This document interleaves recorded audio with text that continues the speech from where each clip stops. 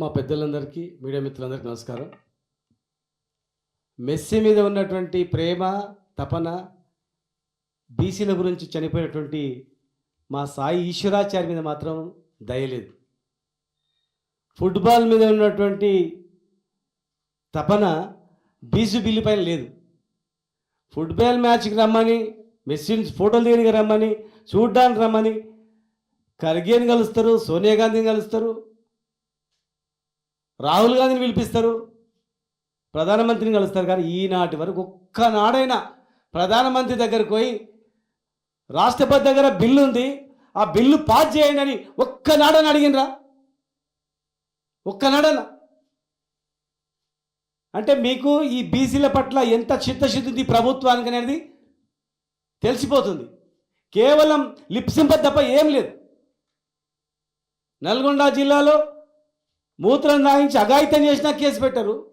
నిజామాబాద్ జిల్లాలో ఆత్మహత్య చేసుకున్న విచారణ చేయరు.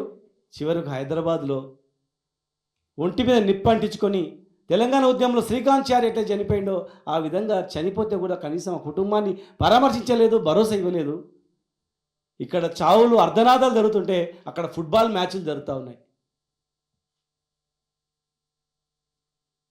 23% 17% తగ్గించారు. ఒక మండలాల్లో లేరు, ఒక ఊర్లలో, పెద్ద పెద్ద ఊర్లలో 95% జనాభా బీసీలు ఉన్నటువంటి జనాభా ఉన్నటువంటి దానిలో ఒక వార్డు మెంబర్ కూడా లేరు.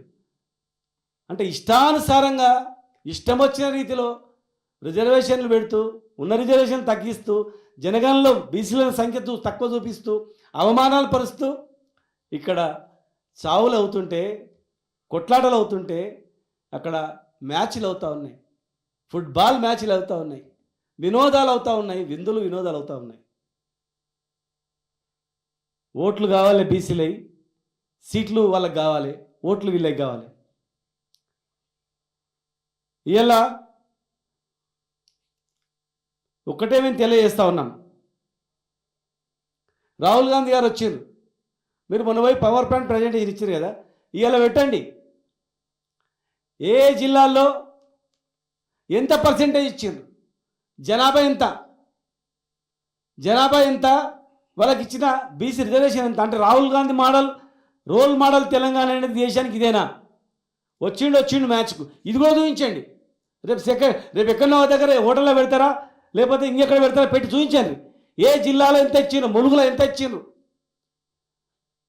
ఖమ్మంలో ఎంత ఇచ్చిండ్రు, నాగర్కర్నూలులో ఎంత వచ్చింది, ఏ జిల్లాలో ఎంత పర్సెంటేజ్ వచ్చింది, గతంలో ఇచ్చిందంత, ఇప్పుడు ఇచ్చిందంత. ఇది రాహుల్ గాంధీ గారి మోడలా? దేశానికి ఆదర్శమా? మేమెంతో మీకంత అంటే మేము గింతనా, మేమింత మీకంతనా?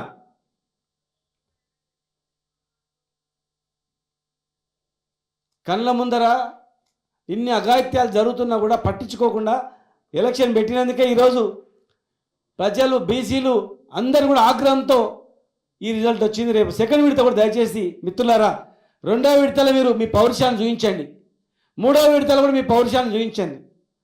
ఎలక్షన్లప్పుడు మీరు కామ్గా ఉంటే భవిష్యత్తులో రావు, చూపించాల్సింది ఎలక్షన్లో. దయచేసి అందరు కూడా బీసీలు కానీ, ఎస్సీ ఎస్టీలు కానీ, ఓసీలు కానీ, బీసీలకు రిజర్వేషన్ కావాలి, మద్దతు ఇస్తారని ప్రతి ఒక్కరు కూడా ఇలా తక్కువ రిజర్వేషన్ ఇచ్చిన పార్టీని, కాంగ్రెస్ పార్టీకి బుద్ధి చెప్పేటువంటి అవకాశం ఇప్పుడు వచ్చింది. దీన్ని ఉపయోగించుకోవాలి. ఇలా రవిచంద్ర గారు బిల్లు ప్రవేశపెట్టి, ప్రైవేట్ బిల్లు ఇంట్రొడ్యూస్ చేస్తారు, మీరు దాన్ని ప్రవేశపెట్టి మద్దతు తెలపండి. ఒకవేళ ప్రెసిడెంట్ ఆఫ్ ఇండియా దగ్గర ఉన్నది బిల్లు వాపసు వస్తుంది, గవర్నర్ దగ్గర ఉన్న బిల్లు వాపసు వస్తుంది, ఆర్డినెన్స్ అక్కడనే అవుతుంది. ఇలా బీజేపీ, కాంగ్రెస్ 2 పార్టీలు కూడా బీసీలను మోసం చేస్తున్నాయి, బీసీలను అణచివేస్తూ ఉన్నాయి, రాజకీయంగా బొందబెట్టాలని ప్రయత్నం చేస్తూ ఉన్నాయి.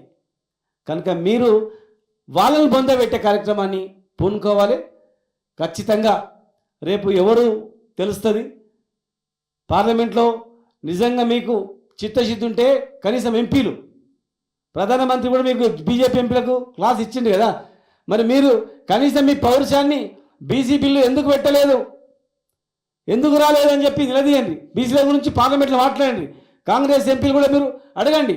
మీరు బిల్లు ఇంట్రడ్యూస్ చేయకపోతే మా రవిచంద్ర గారు ఇంట్రడ్యూస్ చేసినటువంటి బిల్లును వెంటనే ప్రవేశపెట్టి మద్దతు తెలపండి. ఉట్టిగా మాట్లాడి ఇస్తామంటే ఎవడు నమ్మడియాలా? ఖచ్చితంగా రేపు భవిష్యత్తులో ఈ రెండు పార్టీలని బొందబెట్టడం ఖాయం.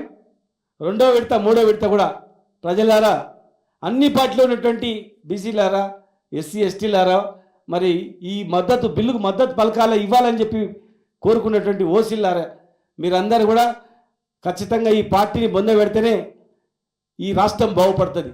లేకపోతే మళ్ళీ ఎంపీటీ సెలక్షన్ పెడతారు, జెడ్పీ సెలక్షన్ పెడతారు, మళ్ళీ మోసాల మీద మోసం చేస్తారు.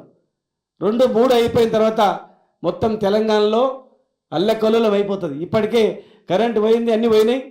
రేపు ఈ 3 ఎలక్షన్స్ అయిపోతే ఇక మాకేం లేదని చెప్పి ఇష్టానుసారంగా వ్యవహరిస్తారు. కనుక ఈ అవకాశాన్ని ఉపయోగించుకోవాలని చెప్పని ఖచ్చితంగా ఢిల్లీ వేదికగా మా ఎంపీలందరూ కూడా సిద్ధంగా ఉన్నారు. ఒకవేళ కలిసి రాకపోతే మా కార్యాచరణ కూడా మా నాయకునితో మాట్లాడి మేము ప్రకటిస్తామని చెప్పని మీ ద్వారా తెలియజేస్తాను. షేర్ చేయండి, లైక్ చేయండి, సబ్స్క్రైబ్ చేయండి. మరిన్ని వీడియోల కోసం బెల్ సింబల్ పై క్లిక్ చేయండి.